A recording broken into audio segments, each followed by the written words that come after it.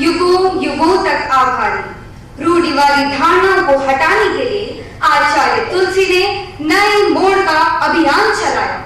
समाज में अनेक रूढ़ियां व्याप्त थी, जैसे पर्दा प्रथा, दहेज प्रथा, मृत्यु भोज, विधवाओं का तिरस्कार आदि। एक धर्माचार्य होते हुए भी उन्होंने नारी की मानसिकता को समझा। बाल गंगाधर तिलक बनकर घर घर तक अपनी आवाज पहुंचाई। रामकृष्ण परमहंस बनकर अपने प्रवचनों से जागृति की ज्योत जगाई और नए मोड़ का सिंहनाद किया।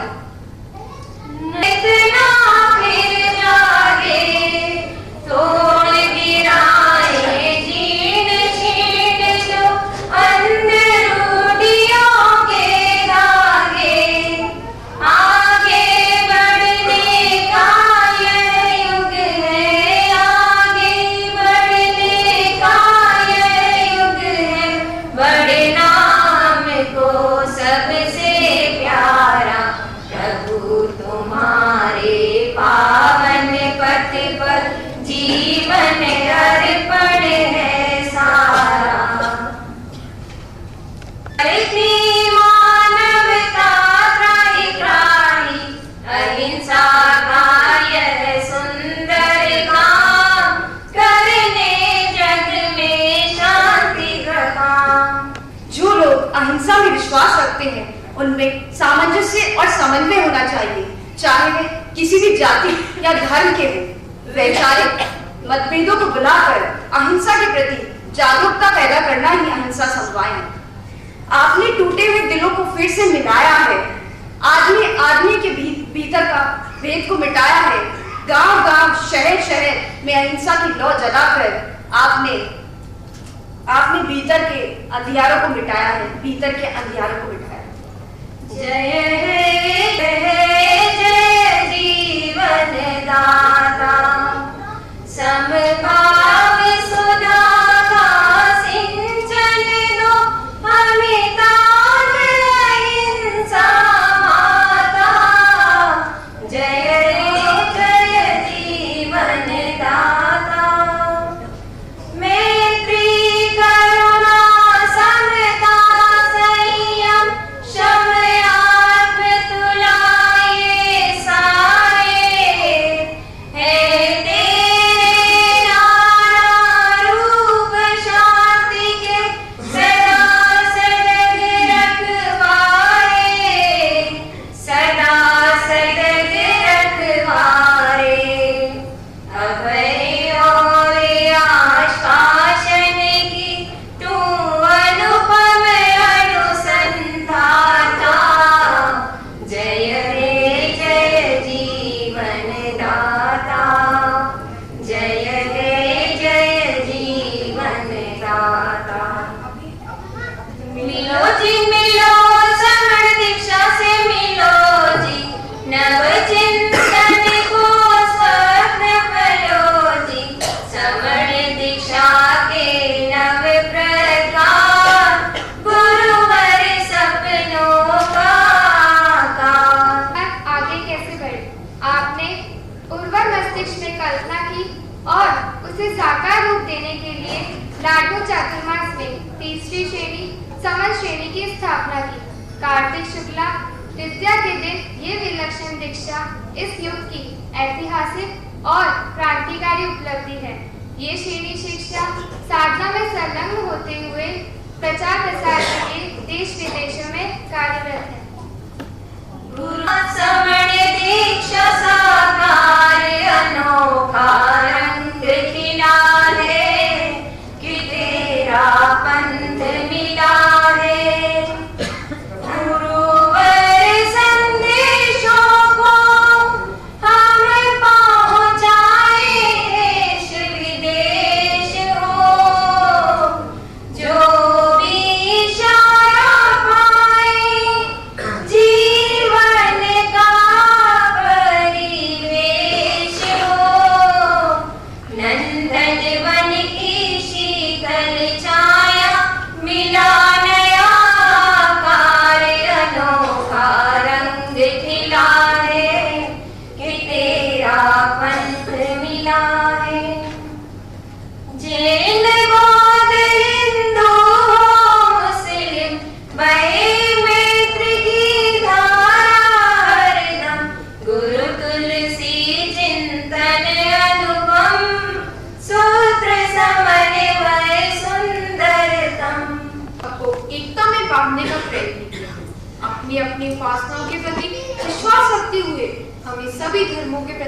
संभाव्य सहिष्णुता का भाव रखना चाहिए। आपने कहा जब धर्म गुरु ही कलह और ईर्ष्या फैलाएंगे तब इसका अर्थ हुआ कि पानी में आग लग रही है, और मैं आग लगाने वाला नहीं हूँ, बुझाने वाला हूँ। सदा बुझाता आया हूँ और भविष्य में बुझाता रहूंगा। संकेंगे संकल्प एक ही हो, इंसान हम बनेंगे, इंसान बन गए तो भगवान भी बनेंगे।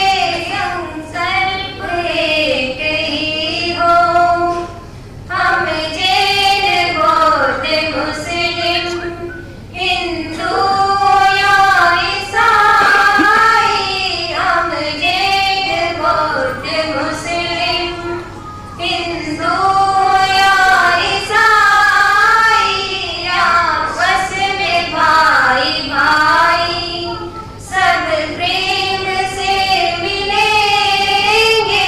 आपस में भाई भाई सब प्रेम से मिलेंगे।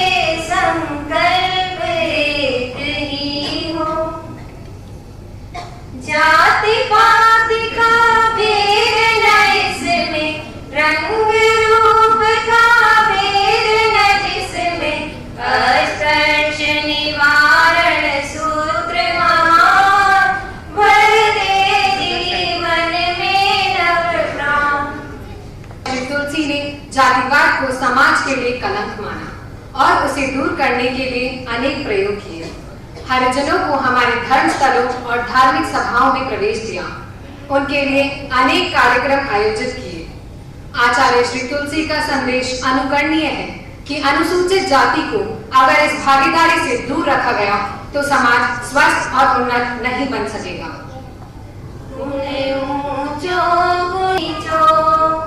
मिनक मिनक में भेद भावरी, मीत अरे मत खींचो, गुण ऊंचो गुण नीचो, गुण ऊंचो गुण नीचो। हे व्यवहार सही को खाणो, पीणो उठणो सोणो, शादी जन्म मरण हसणो, रोणो पिसणो पोणो, जान बूझ कर सच्चाई सुनो, आँख कदे मत मीचो, गुण ऊंचो गुण नीचो, गुण ऊंचो गुण नीचो।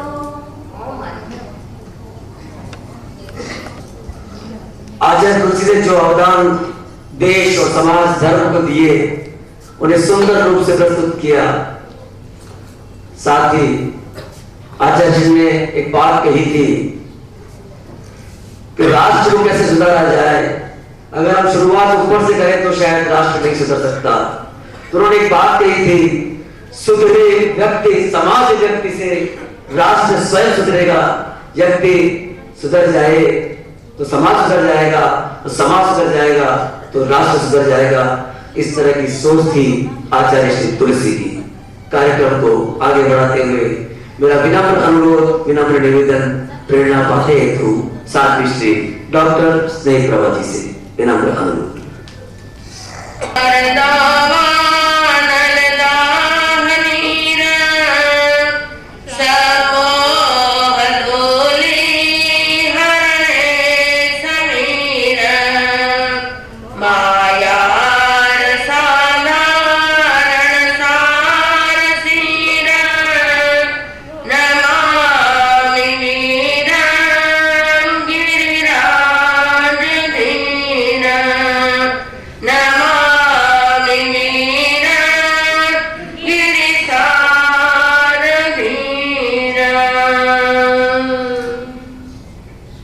विश्ववंदनीय करुणा के सागर चरण तीर्थंकर शासनपति भगवान महावीर स्वामी के चरणों में कोटि वंदन।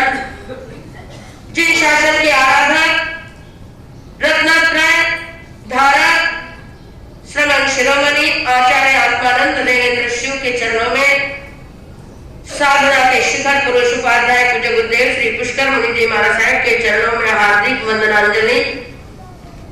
अत्र विराजित प्रवचन प्रभाकर मुनि श्री रमेश कुमार जी, तपस्वी श्री हेमराज जी, साध्वी डॉक्टर प्रज्ञाश्री जी एवं उपस्थित बंधुओं, माता एवं बहनों, आज हम आचार्य तुलसी जन्म शताब्दी समारोह मना रहे हैं।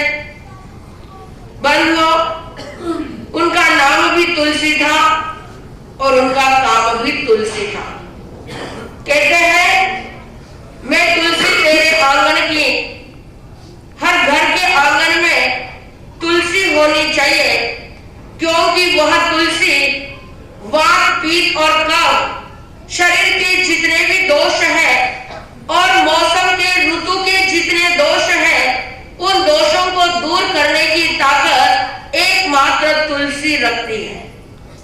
आज आप फोटो भी देख रहे हैं, फोटो में भी तुलसी के साथ 3 पत्ते लगे हैं, क्योंकि आयुर्वेद भी कहता है कि 3-4 पत्ते तुलसी के भले चाय में ले लो और भले दूध में ले लो। तुलसी क्या है? क्या है? बोलो तो खरी। बेटे, मेरे भाई बंधुओं, बड़े बड़े पदाधिकारी, IAS वगैरह, जिलाधिकारी, जिलाधीश वगैरह, बंधुओं, तुलसी इतनी गुणकारी है कि जितना भी खाओ वो कभी दोष करने वाली नहीं है। तो ऐसे हमारे आचार्य तुलसी, जिन्होंने समाज की नस को पकड़ा, समाज की रूढ़ियों को पकड़ा, समाज के दोषों को पकड़ा, समाज के अवगुणों को पकड़ा और जहां जहां अवगुण दिखाई दिए, जहां जहां उन्हें कमजोरी दिखाई दी, जहां जहां कुछ कमजोरी नजर आई, उस कमजोरी को दूर करने का प्रयास आचार्य तुलसी ने किया है। आप सभी ने आचार्य तुलसी के दर्शन किए होंगे, नहीं भी किए होंगे, लेकिन बंधुओं, मैं भी एक साध्वी ऐसी आचार्य श्री के दर्शन तो नहीं किए, लेकिन साहित्य को जरूर पढ़ा है।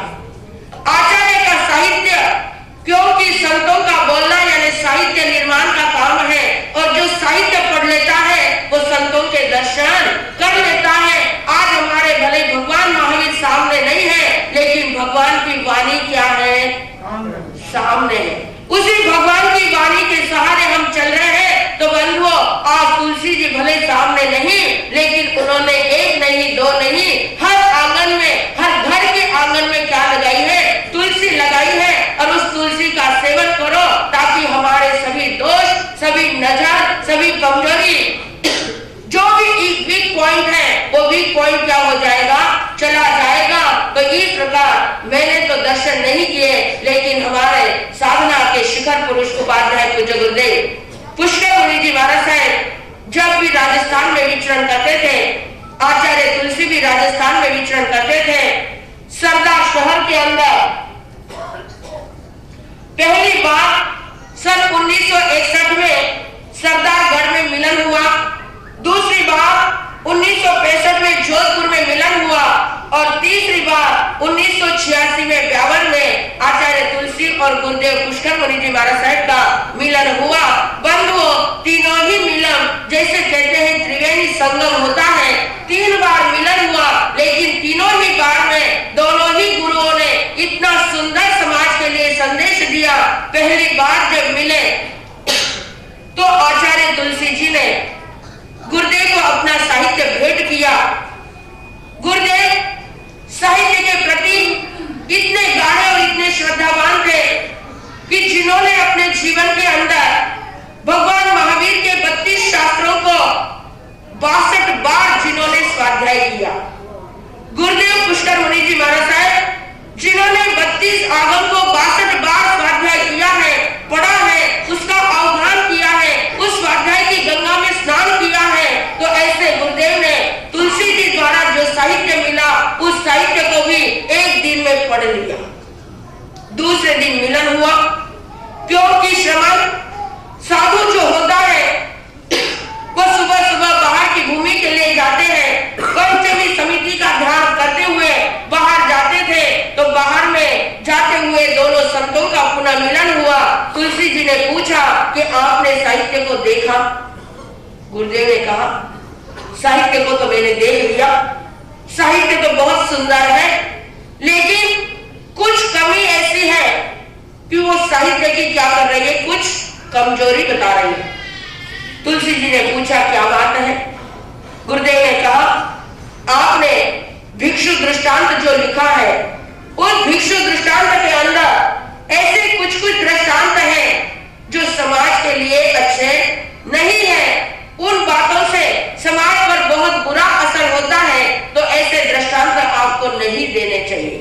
तब उसी समय आचार्य नेमिचंद्र जी महाराज साहब, आचार्य जीतमल जी महाराज साहब, उस समय के जो संत थे, उन संतों की लावनी वगैरह सुनाकर गुरुदेव ने आचार्य तुलसी जी से कहा कि इस प्रकार हम अपना एक नया नियम जैन संघ के लिए, जैन समाज के लिए एकता का सूर्य बिगुल बजावे, एकता के संगठन की बिना बजावे, तो आज हमें एकता का बहुत बड़ा रूप मिल सकता है। तो बंधुओं, गुरुदेव और तुलसी जी ने दोनों ने मिलकर इस प्रकार जैन समाज की एकता के लिए बहुत सारे प्रयत्न किए हैं और बहुत से कदम उठाए हैं। उसके लिए अपने जीवन का भी क्या दिया, योगदान दिया है। तो ऐसी उनकी एकता का जो प्रयास है, आज हम आंखों से देख रहे हैं। आज ये चतुर्वेद आपके सामने उपस्थित है। उन महापुरुषों की एकता का क्या है, प्रयास है, उस महापुरुषों की देन है। और उन महापुरुषों के चरणों में आज हम यहाँ बैठे अपनी भावना को अर्पित करते हैं, अपनी श्रद्धा उनके चरणों में समर्पित करते हैं। और समर्पित करते हुए आचार्य तुलसी जी के विषय में अभी अभी आपने जितने भी अवदान सुने हैं, जितने भी अवदान देखे हैं, क्योंकि अनुव्रत आंदोलन यानी भगवान महावीर ने श्रावक के लिए 12 व्रत बताए, वे 12 व्रत क्या कहलाए, अनुव्रत कहलाए जाता है। तो इस प्रकार अनुव्रत को लेकर यानी किसी एक बात को, एक लक्ष्य को लेकर तुलसी जी चले और आज उनका अनुव्रत अनुशासन आंदोलन जहां तहां सफल हुआ। तो उस अनुव्रत आंदोलन के अंदर हमारे यहाँ पर अजमेर के अंदर एक भाई साहब प्रेमचंद जी साहब लुनिया वगैरह, जिन्होंने समाज के हितकारी में रात्रि भोजन त्याग और हमारे शादी